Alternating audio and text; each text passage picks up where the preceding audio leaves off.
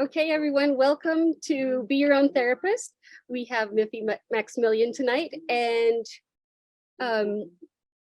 she's amazing. That's all I have to say. No, there's a lot more to. Miffi's been around for a really long time. She's been you're over at Langray Tampa Center in Australia. One thing that you do know is that one thing that everybody does need to know is Miffi has some more Be Your Own Therapist videos on our YouTube channel. You have to go and check them out, especially her Dharma tools. They're incredible. So yes, when you get a chance, definitely. Thanks, Miffi. Sorry. Thank you, Shayla. And hello, welcome everyone. It's morning for me here and it's the evening for you guys there. And here we are meeting across the pixels of light, which is always really lovely. So we've got, you know, a nice short hour, but to have a relaxed kind of dive into the themes of the week. So how I thought we could do it is we can just do a little short 9-round breathing meditation to start with, because it's a way of really clearing our mind and getting settled without getting too settled that you get sleepy, which is often my problem. So it's a really nice breathing meditation to do. And then I thought for these 6 weeks I think I've got with you, I thought it'd be really nice to see if we can have a look at what themes have been going on in the past week as they refer to our body, speech, and mind. So the physical things that we've been doing that might have been problematic, the way that we communicate with others, because that's the main way that we are in the world is through our speech. Or what's been going on in our mind, our thoughts and our feelings and our habits, and what kind of just the general theme for the week is. But it's really good if we could just identify that and then apply Buddhist knowledge to it, instead of just kind of trying to find our way through haphazardly. So I've got a couple of slides that might be able to help us put it into our ordinary common problems into a Dharma framework. And then at the end, the last, say, 10, 15 minutes, there's a really lovely meditation from Lama Zopa, the Oma Hum meditation, and it's a way of purifying body, speech, and mind. So even if we haven't solved any problems, we can still do this little purification. Joe, I saw you had your hand up there. What's your question? Hey, where's my camera? Joe, what was your question? Miffi, I had to remove him. He was saying naughty things in the chat. And it looks okay, rightio. It's really funny because all three of these lovely young men, for a moment I thought it was the same guy from 3 different camera angles. They did look the same, didn't they? Because I've got face blindness, so I find it really hard to tell. If everyone's got the same kind of hairdo, then I just think it's the same person. We've had some problems with bombers lately, and as soon as they logged on, I thought, oh, I think this is where we're going. Hello, radio. So I had shut off the ability for them to talk, and they realized that, so now they're all raising their hands. And oh well, so have fun, guys. Gone. I hope you stick around for a little bit longer. Yeah, so I'm not sure if you've done the Lama Zopa Oma Hum meditation, but it is really nice to do. And it's a form of purification that's as powerful as doing Vajrasattva, but much simpler. So you know, another skill that we can master in 6 short weeks. Anyway, so let's do our 9-round breathing meditation. And I do have a nice little slide just to help us. So this means we have to look at the slide, but often when we do a meditation, you know, our mind can be filled with all sorts of other images, or we can kind of draw a blank. So let's have a go. First, settling our posture and then our mind. So our posture, just making sure that we're sitting up relatively straight. Feel as if you have a fine thread of light running from the base of your spine up through your body and coming out the crown of your head, and as if you're being gently pulled upwards by your crown, so that all the weight of your body is supported by that thread of light. You can feel your spine naturally extend, your posture become naturally more straight and alert. And at the same time, then you can relax your shoulders. So let the shoulders drop, because you are being supported there effortlessly from your crown. Take a couple of deep breaths, let out any stale air from the lungs. Even pull the shoulders back a little bit so that the whole chest and heart area becomes open.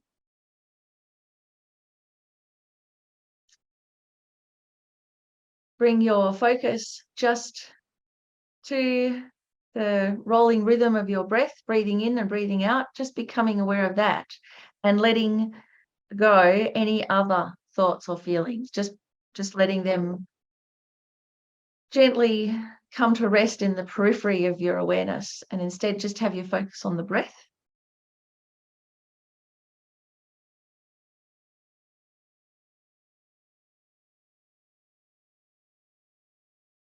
And then for the first 3 of the 9 rounds, imagine that you're breathing in through your left nostril and out through your right nostril. And as you breathe in all of the radiant, blissful light, loving kindness, universal wisdom and energy. All of this energy floods through your whole body in the form of light. And then as you breathe out, it pushes out all of the negative emotions and disturbed states of mind in the form of black smoke. So breathe out through the right nostril in the form of the black smoke. So long, leisurely breaths, 3 times.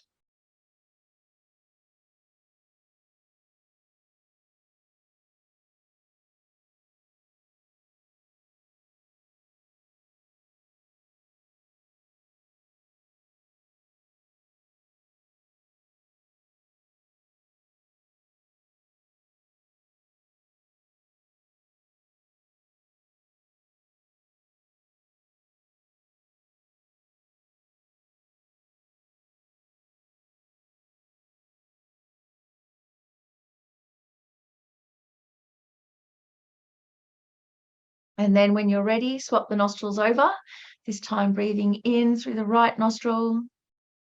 Feel the enlightened energy, all the enlightened qualities flow through you in the form of blissful light that absorbs into your whole being.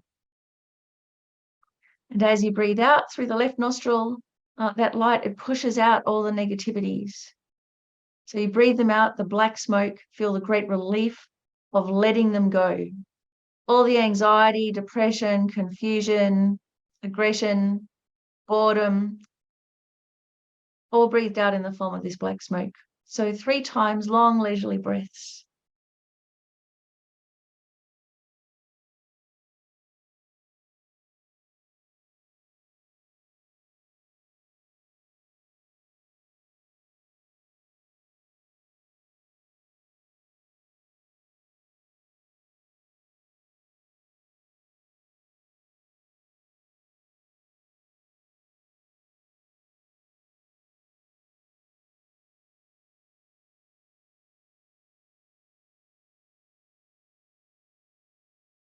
And for the final 3 breaths, breathing in through both nostrils, again, feeling your whole body become vibrant, filled with energized wisdom energy. And as you breathe out, feel that the black smoke becomes thinner, a little bit more like mist as you breathe out even the very subtle negativities. So again, 3 times.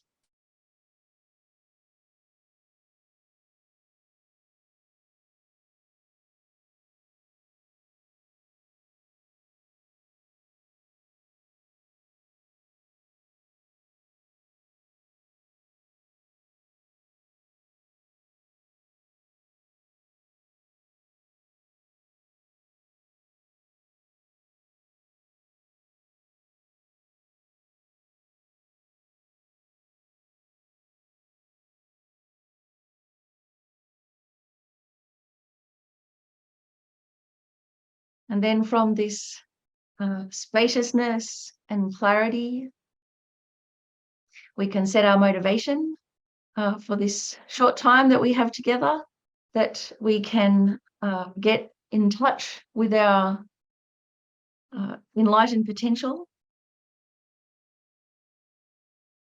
that we can recognize our potential and remove all of the veils and the tangles that stop us accessing that enlightened potential. And that we can actually achieve what we have the ability to, complete liberation from the ups and downs of life, and even further, to become fully awake or enlightened, so we can perfectly help everyone around us and all sentient beings. And with that very big vision in mind, then where do we start? So we'll start tonight. So you can bring your focus back to the room. And yeah, so, you know, being our own therapist, I mean, it's going to take us from here to enlightenment. It's quite a big topic. So where on earth do we start? I thought starting with trying to unpick our day-to-day tangles, but looking at it with a Dharma point of view, from our Dharma wisdom point of view. And it's quite tricky to do that by yourself. So it's really great that we have this opportunity tonight. So it's over to you. What's been happening? What's going on? How are you? Who would like to start? Shayla. Here we go. I have been angry. That's okay. No judgment there. It's all right. 3 days in a row. Yeah. And I've been picking fights. Ah. Yeah, it's out of control. So if I pick a fight, angry like cranky, or angry like filled with rage?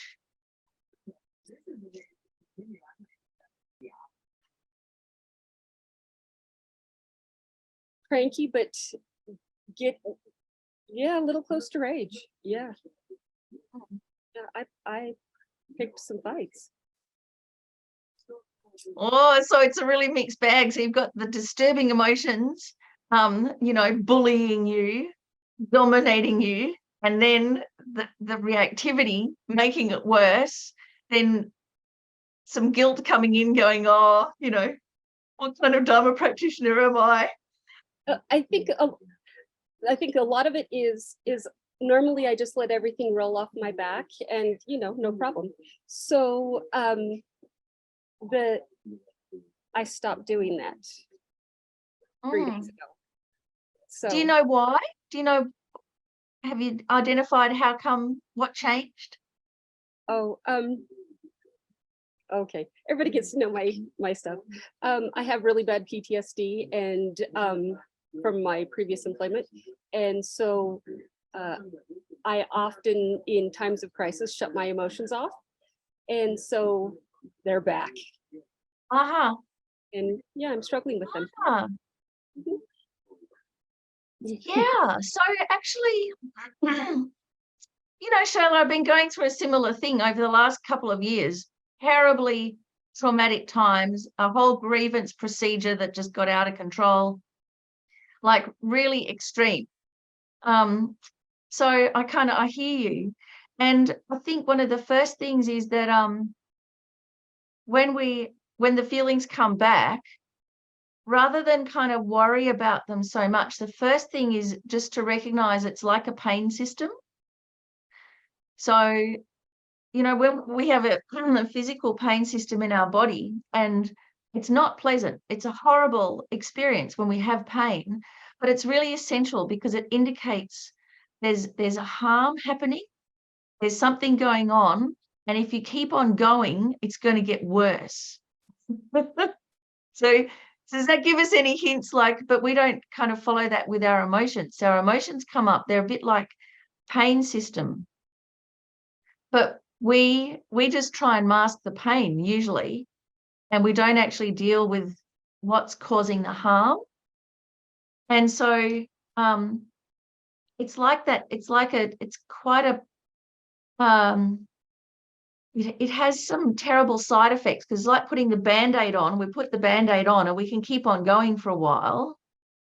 And then when we're really tired or really stressed and we don't have all of that extra energy, all of that comes off, and now we're just left with the pain again, which we hadn't dealt with in the first place. So in a way, it's like it's showing you the state of affairs finally. Now you can see the state of affairs. So that's a good thing. It's not pleasant, but it's a good thing. And so hopefully that means you can just be done with guilt. You don't have to feel guilty about having disturbing emotions. They're just reactions, habitual reactions. Where we get into trouble is where we ascribe deep meaning to them or when we believe them. So we have, a feeling of aversion. We think it comes from the object out there, which, that's a cooperative cause for sure. But the reason it gets us is because of us. So then we start believing that whole story instead of just recognizing it's a pain system. And it's kind of like if we can try and remove from the contents and see the process that's going on, and then at least you can stop beating yourself up about it, Shayla. Because it's a natural thing. While we're samsaric beings, it's a natural thing. Where we get into problems is believing the story. It's called, believing the appearances. Believing the feeling, believing the thoughts. Rather than trying to get way, way deeper, more basic about it. So I think that's the first start, to just, let yourself have that experience without diving into it, or making it more than it is. So all those boring breathing meditations where you just sit with the breath, like this is where they come into their own. Because this is what they're for, so that we can just sit with those feelings of frustration, powerlessness, injustice, panic, all of those. So we can sit with them without making them worse or ascribing more to them than's there. How's that so far? What do you reckon? It sounds very logical. Yeah, it's something that definitely. Do not laugh, Michael. And then I also, Lorraine, go for it. Give me 1 second. I gotta turn off I've got everybody. Since we had the bombers earlier, I didn't allow people to unmute themselves. Go ahead, Lorraine, you're set now. Thank you. Yeah, I'm glad I'm not the only one, because I've also been picking fights lately, and I also have PTSD. And the funny thing is that sometimes I'm yelling at someone and I don't know that I'm yelling until they start crying, and then I feel terrible. And I've really damaged some relationships, and without even being so fully conscious in my mind that I was doing something. And it's almost like an out of body experience. It was like I snap out of it and I'm like, was that even me? What the hell is going on here? It's not you, Lorraine. It's your habits. It's not you. That's the wonderful thing. It's the momentum of habit. And so a habit of post-traumatic stress response, a habit of panic or reactivity. But those things are not us. They're like their karmic processes, their habitual processes, and they've been laid down really powerfully onto our psyche. And it is really hard to undo them. But the first thing is to recognize that they're not you. The disturbing emotions are not you. You. That's helpful. I just wish I could go back and undo the damage that I did, because, I've really hurt people, and without Yeah, even noticing or without even intending knowing. to. I mean, me too. Me too. Things come out of my mouth when I get really when I'm either really tired or I'm really involved in something. I forget to put on the niceties like the smile and the ha ha ha, that ladies do. And it comes out really what I've been called brusque or harsh, but I'm just trying to be clear. And so, yeah, and then if you're really down to your last skerrick of energy, there is no energy to put the niceties on, or you have an out-of-body experience like that and you don't know that you're yelling. So all of that, at least the intention, it's not a malicious thing. So it's not an entirely negative action, because there's no premeditation or maliciousness in there. And so actually having a regret about it is the first stage of healing it, because especially that kind of reactivity, just trying to stop that behavior for our own sake, it's not enough. It hasn't worked so far up until now, has it? Really, the only thing that gives us an incentive to change is that we recognize, oh my gosh, it's not just harming me, it's harming those around me and those that I care about. And that gives us an incentive to actually put in the work, more so than if it's just us. Like, we'll live with a whole lot of bad behavior in our own mind, won't we? Yeah. It's just if somebody else cries, then we go, oh, that was really harsh. But we might have been talking to ourselves like that for months. That's very true. And I'm glad you brought that up, because I have been trying to work on the negative self-talk. The only issue I have left is, well, there's a few, but the main one is that the damage that I've caused, people just don't take apologies, and instead they act to sabotage you. At least in the area where I live, people are really big on sabotage. And I've been, because, and it is my behavior. But even after I go back and try to do damage control, we've got to unpack it. So first off, there's your behavior and how you don't actually want to hurt people. And so it's actually, it takes a courage, but it is worth feeling that regret. It's worth letting it hit you and go, I was so horrible to that person and I didn't mean it. Or in my mind, I don't even say that. I just say to myself, that landed really badly. I was trying to be so clear and it landed really terribly. And I'm devastated by it. And I wish there hadn't have been that misunderstanding. I wish there had we had have both been speaking the same language. Or I wish it hadn't have come out so brutally. And so if you let yourself have that regret, but it's a regret for harm caused, that is going to be your incentive to change. So it's worth feeling the regret. It's not a judgment, oh, I'm such a bad person. Don't let it get to that. That's kind of corrupting it in a way. It's just a real simple remorse. It's a for opponent powers. It's a regret for the harm done to others.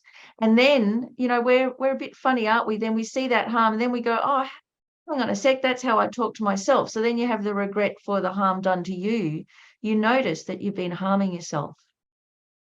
So without having that feeling of, oh no, I wish that hadn't have happened, you wouldn't even noticed that you've been harming yourself and brutal to yourself. So that's one thing. The other thing is then if people, and you're big enough to give an apology, which takes courage. It's hard for the pride. It takes a lot of effort to give an apology. And if the apology isn't accepted, then don't have anything to do with those people. Like you're saying, they're sabotaging everything, then put them on the outer social circle, not the inner social circle. So it doesn't mean you cut them out of your heart and you lose your bodhicitta motivation. It just means in terms of interaction, it's not safe to be with those people. Yeah, I've done that. I'm just still kind of reeling from it and doing my very best, because I have that annoying innate sense of justice, like I deserve better than this, and pulling myself back from contacting them because I want to make people see things my way, which is impossible anyway. And they won't. Those people can't. They can't see things your way. So forget about it. As long as you can see things and your close friends can also understand you, that's as good as it's going to get.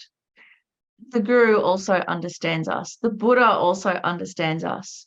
But that wish for other people to understand us or to not be misunderstood or not be unfairly criticized and stuff, we just can't control. We just can't control that. People will always have the wrong opinion of us, and we just got to suck it up. Forget it. It's actually not that important. I think the reason why we have that thing of I just want to say my piece and I want them to know my point of view, because I've been going through this too. I've been really trying to figure out why it's so important, and it's because we ourselves don't appreciate our own point of view. Wow. So if you really appreciated your point of view, you wouldn't need others to do it. So in a way, it's like you've got to become your own advocate on this really deep level. And then that need to have other people see us in a particular way will be free of that. That is really helpful. Thank you. I've got to say it's quite close to the bone for me, this topic. This is what I've been going through for the last couple of years. I'm like, Miffi, why did I say this to myself 6 months ago?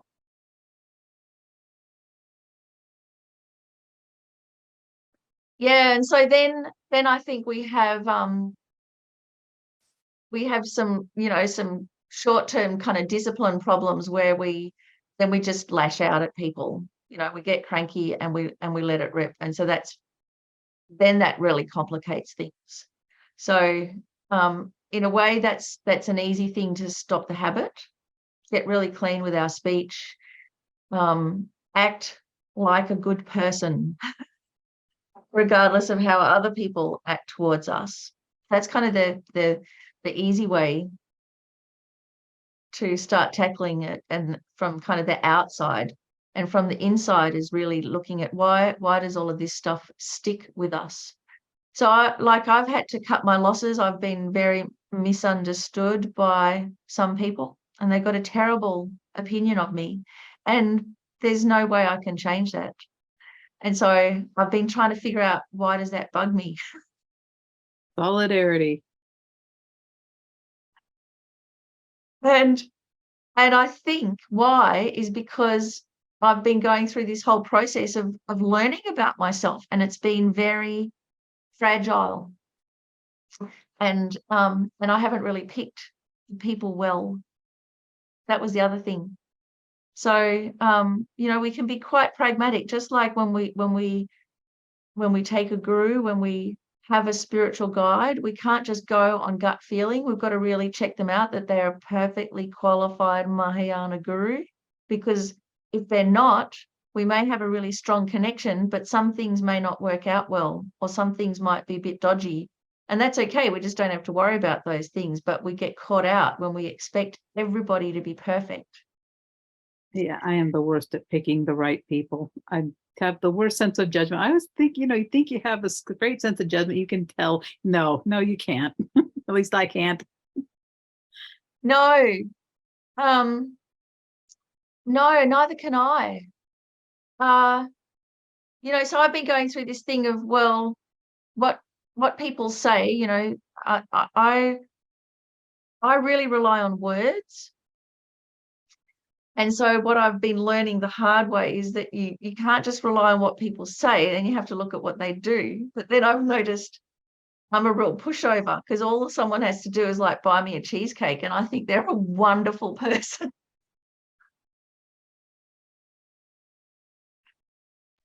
So I've had to really start thinking about that. Yes, Shayla. I'll take some cheesecake too. Does that mean you'll be my friend? Absolutely. So, since we're on this with the hostility and the anger and everything, let's have a look at that. I've got a slide on that, and let's see what the Dharma wisdom for that is. And where are we? Mistaken views, cognitivness. Here we are. I think it's this one. No, it's not showing me. Sorry.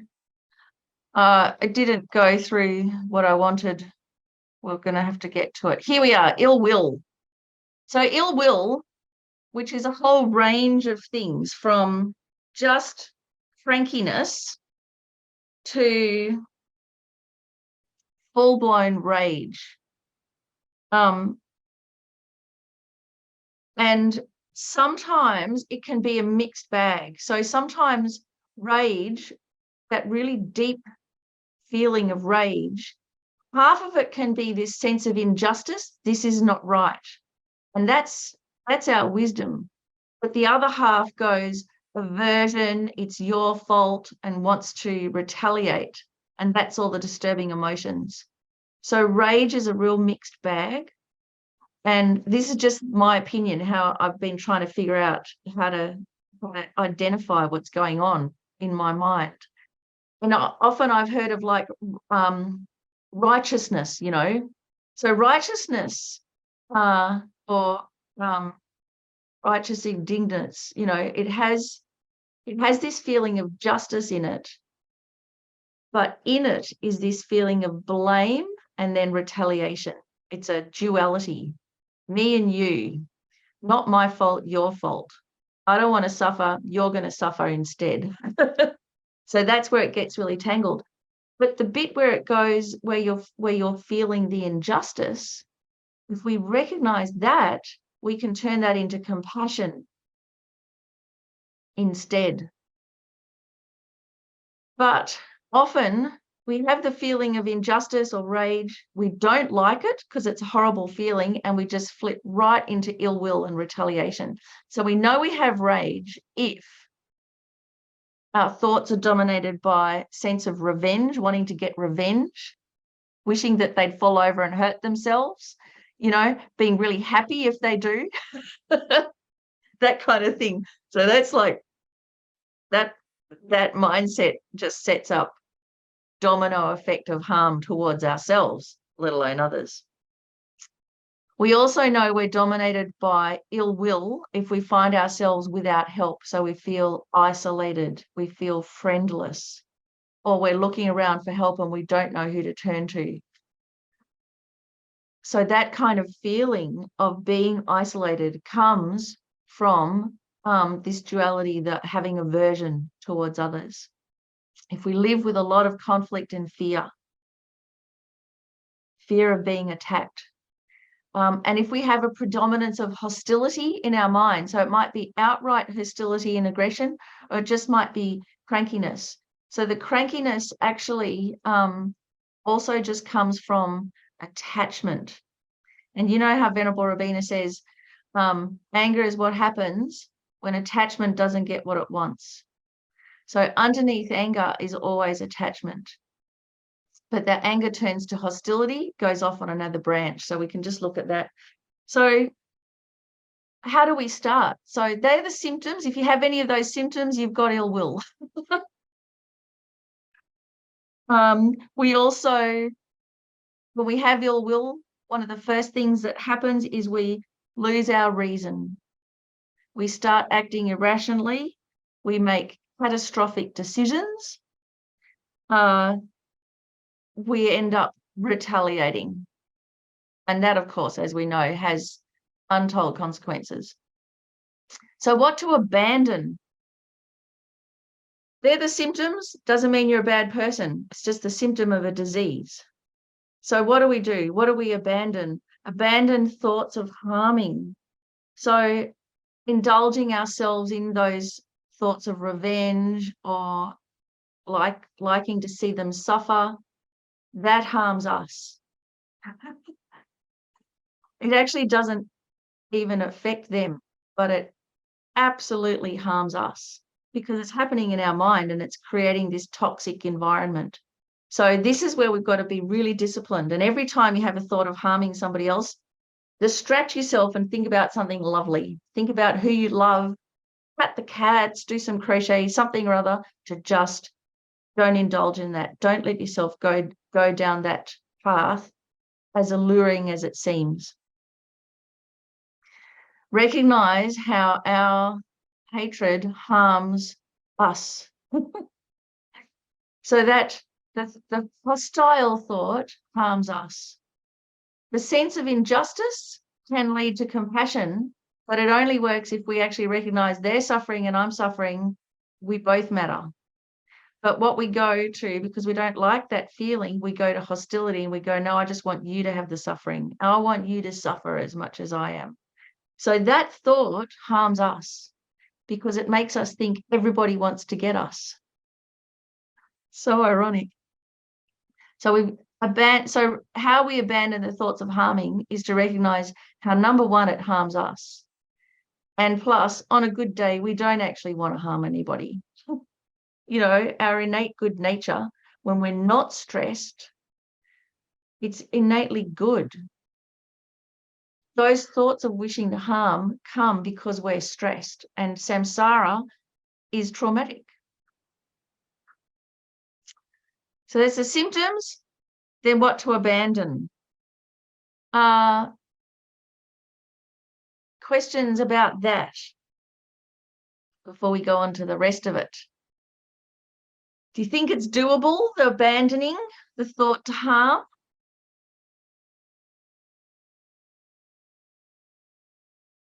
I think it's doable. Michael, it's doable? Yeah. You can talk yourself into something and you can talk yourself out of something. It's just not going to happen quickly. No, and it's because we're kind of addicted. We're addicted to it. And so, you know, as we're dealing with any addiction, you can't just sit there and go, don't do it, don't do it, don't do it, because all you're doing is focusing on it. You've got to find something better to do instead. And so there's things to practice instead to fill the void. But it's kind of like, I think Venerable Robina, you know, gave many examples of if we're allergic to a food and we eat it and then we go, it's the food's fault that we got sick.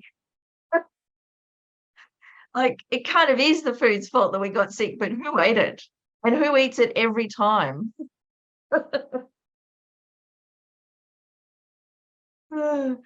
Barbara, yeah. An antidote that helps me with so many different things, and especially the one that we're talking about now, is frustration, irritation, annoyance, you know, whatever, wherever it lands on the spectrum, is gratitude can almost turn everything around for me. And even if it's gratitude that at least I caught what I was thinking, or at least I'm grateful for that. Mm-hmm. And then go from there. Gratitude has really become my best friend. It helps me in a lot of different situations, if I can just shift to that. Yeah, so it's, I mean, in a way, gratitude, it's like having a realistic worldview. It's more realistic. Yeah. So that's fantastic. That's actually one of the practices. So, and it's like an all-purpose one, isn't it? Shifting our worldview. So if we do abandon hostility, so we haven't necessarily abandoned the crankiness or frustration, they're just our attachment not getting what it wants. But if we believe the story that frustration or crankiness tell us, then we become hostile. Then we set up the us and them. Then we blame others. And so the whole catastrophic result comes then. So abandoning those things. And if we do, then what do we practice instead? So here we go, cultivating love and compassion for others. So that love for others, that naturally comes when we recognize their kindness, isn't it? Just like you're saying, Barbara, of gratitude. If we recognize, oh yeah, there's those people that are hostile towards me, but there's these people that love me and care about me and support me and put in time, even though I'm a bit difficult. It's a real surprise. People do. So you recognize the kindness of others, recognize the kindness, just indirect kindness of our entire civilization that we are experiencing the benefits of right now with roads and electricity and Zoom and everything like that. You just start feeling, wow, wow, wow. And so from, that practice of gratitude, then naturally you start wishing the best for others, love. So instead of like, you should love people, you should be kind to people, it's a natural kind of thing that develops. So if we can cultivate love, in particular, loving kindness or kindness towards others, it's the opposite of hostility. Then how do we also do that? We look for what do we have in common?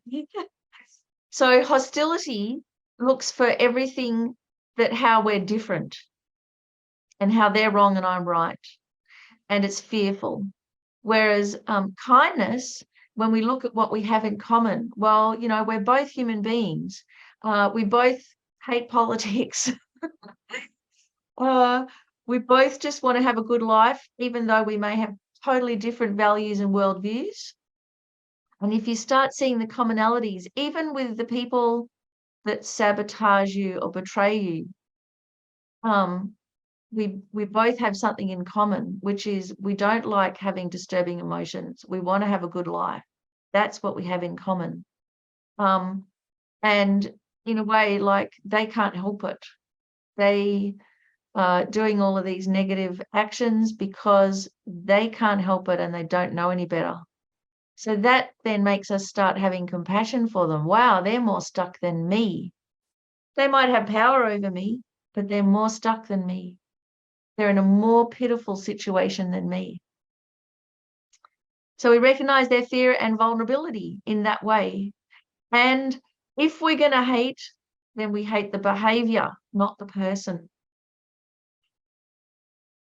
So hate is a very tricky thing. And if it's already been running, then you've got to at least put it at the valid target, which is disturbing emotions, egocentricity, confusion, all of those things, not the person. The person is just dominated by all of that.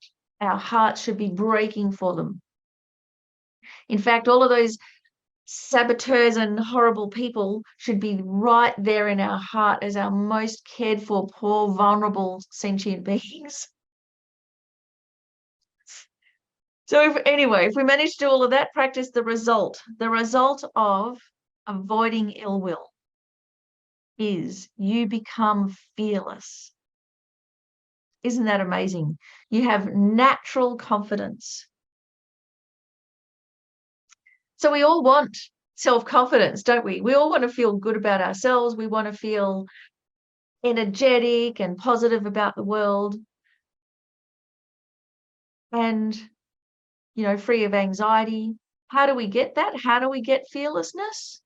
By eradicating hostility and ill will. Not by the pep talk. It's because fearlessness, again, it's a result of something. And it's a result of eradicating hostility.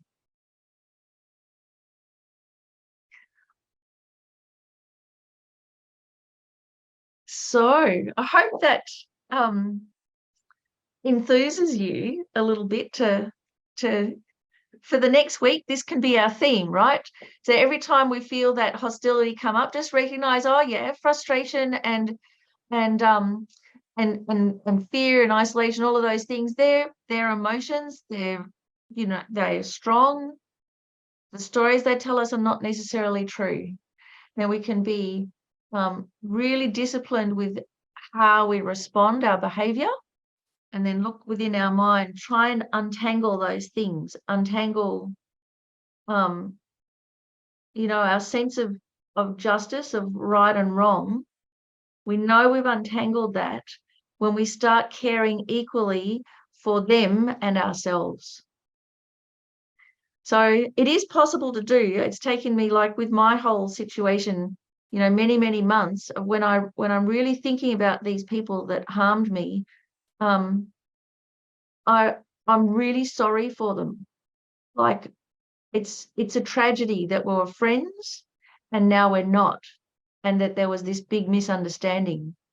And so while on superficially I'm like, I don't want to see them again, underneath, they're there. I dedicate for them every single puja. They're right there.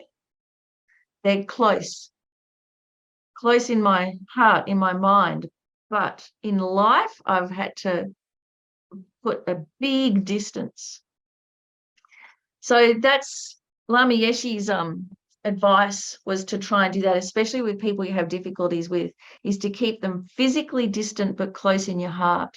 And that, if you can do that, you'll be able to get through without making things worse. I think that's one thing I'm doing right. I dedicate. Good. Thank you. So. If you have a So question. Michael. One real quick question. It's when I don't remember who you were responding to somebody's question earlier about how we can kind of respond in anger and rage and stuff, and you were making the point that but those responses come from us, right? It's my self-grasping, it's my self-cherishing, it's my own karma that develops that thing in me. But what you said was, but the thing outside, and I what I heard was you called it a corporate cause. Cooperative. Corporate cause. A cooperative. Yes, okay. Cooperative cause, or what's the that other makes word? sense. I just had never heard the word corporate used like that, so that's why I was trying to figure out. That's my lazy speech. Is catalyst another word to use in that situation? Catalyst or trigger, yes, all of those things. But you can have, so you have the root cause is within you. Why it sticks is because of the thing in you. But there is an external cause too. And so we call that the cooperative cause. Because, that person doing that thing, that's how come it happened, but they're not the root cause. And so you can't disregard them or the one inside you. It's kind of equal. And I've got this wrong. I just thought if I just work out my own stuff, everything else will be sweet. But no, actually, there's still all the, because there's still karma functioning and ripening and whatever, there's still all those corporate causes out there as well that we have to be aware of. So yes, sorry about my lazy speech. Thanks, Michael. So we've got 10 minutes. Let's do this meditation now. Now we've got something to really purify. So I'll get up our wonderful screen. Share. Let's see if it'll take me. Current slide. No, it's really the navigation says it's going to do one thing, but it doesn't. Here we are. So this is this beautiful picture of Lama Yeshe meditating on the beach at Mooloolaba in Queensland. And he gave a short meditation purifying body, speech, and mind. So this is an even shorter version of it. There are many different ways to do it, but this way we can incorporate the 4 opponent powers and really purify, and in particular, hostility and aggression today, since that's what we've been talking about. So let's get our posture comfortable, and hands just gently in your lap, eyes partially closed, and imagine a white Om at the center of your brain, a red R in the center of your throat, and a blue Hum in the center of your heart there in the middle of the chest. And these letters, they can be in Tibetan or English, and they're radiant, made of light, a bit like neon, but very soft. So these three, the seats of body, speech, and mind. So concentrate on the white Om in your brain, in the middle of your head there. And recognize that this white Om is the pure energy of the divine body of all the Buddhas and Bodhisattvas.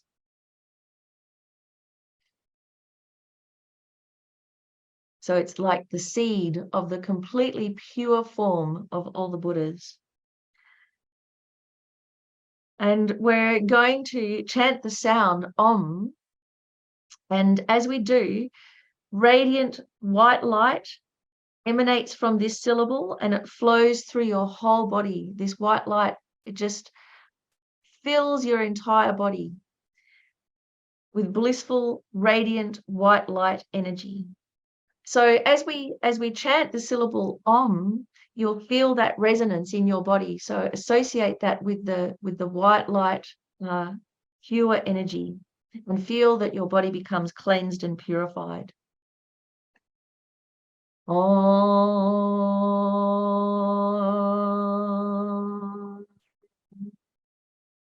Om.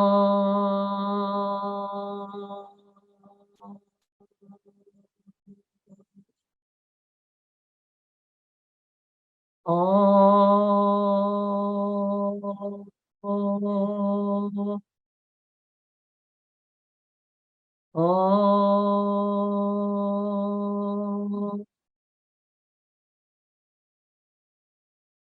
Om.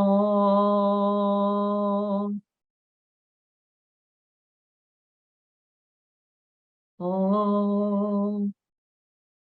Om. Om. Om.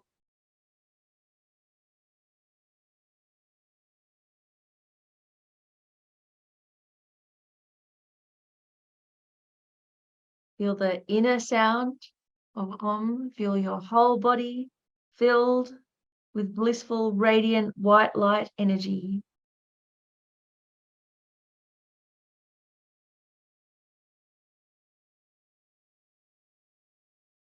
Be intensely aware and let go. Being perfectly still, unconcerned with good or bad.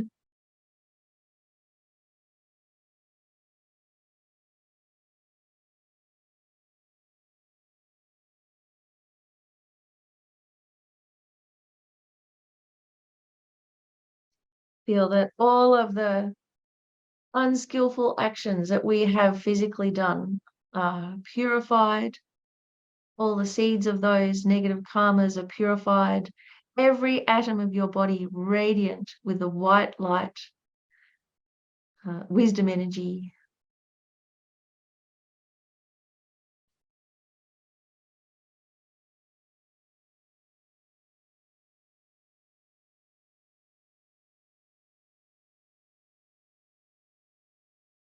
And now gently shift your attention to your throat, the red R there at the throat chakra, like the sun at sunset.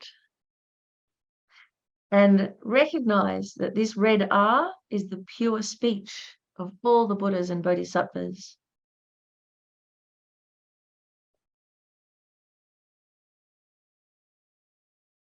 Not separate from the pure speech of the enlightened ones. So as we make the sound Ah, feel how the red light energy fills your whole body. All conceptions and impure energy of speech are cleansed and purified. Your whole body becomes radiant, filled with the red light energy.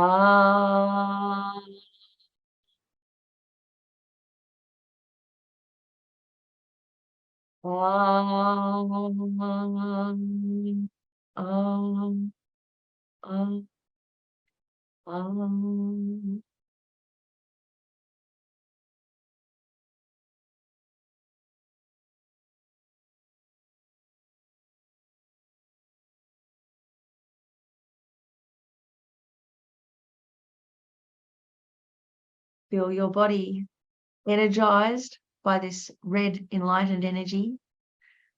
Your speech completely purified.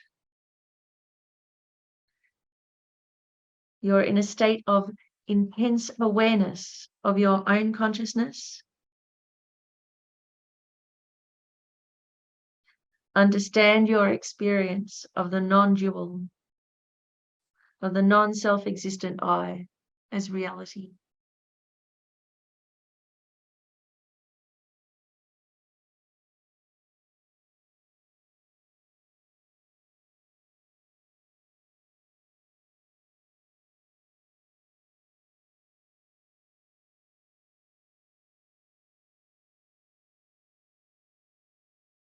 And then gently shift your awareness down to your heart chakra with the radiant blue hum. And recognize that this blue hum is the non-dual wisdom of all the Buddhas and Bodhisattvas.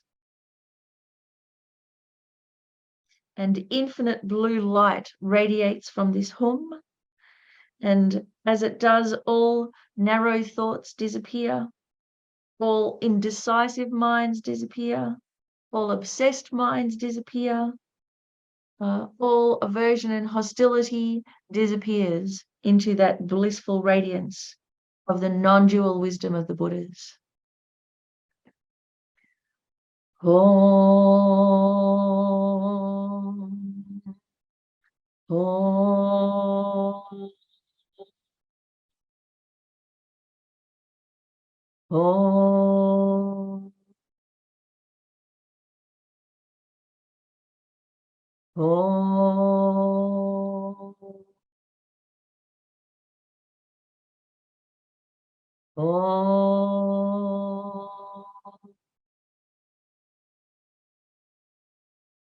Om. Om.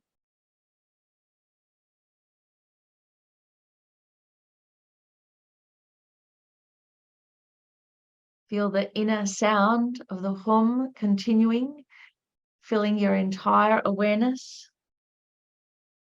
Feel the infinite blue light like your consciousness. Embrace the entire universal reality.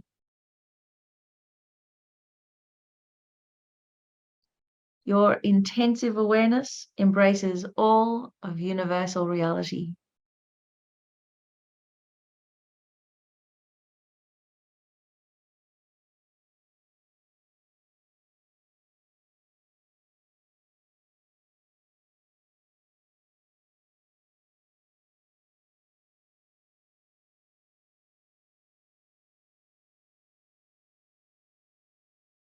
And then to end this meditation and dedicate the merits,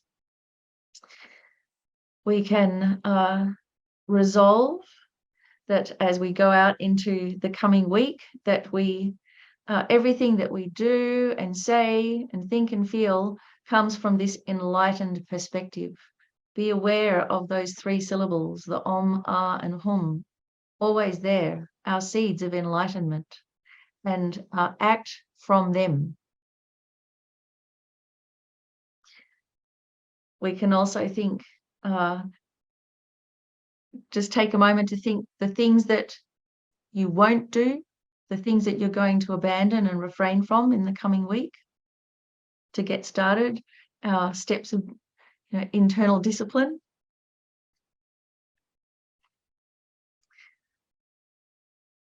And then also what we will do instead. So when we feel those residue of hostility coming up again through the power of habit, what we're going to do instead. Gratitude, kindness, patience.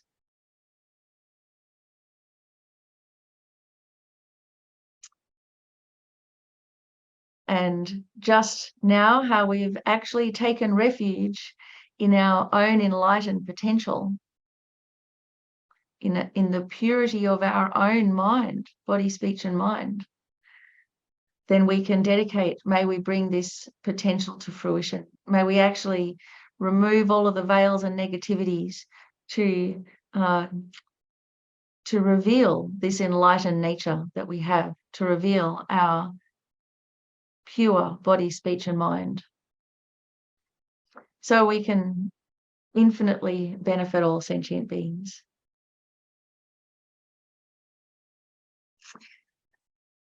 So you can gently bring your focus back to the room, and you should be all set now for the rest of the week.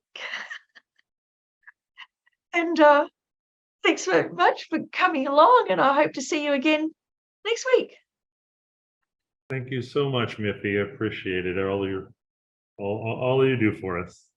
Thank you, Miffi. And thank you, All right. Shayla. And thank you, Michael. And thank you, Lorraine.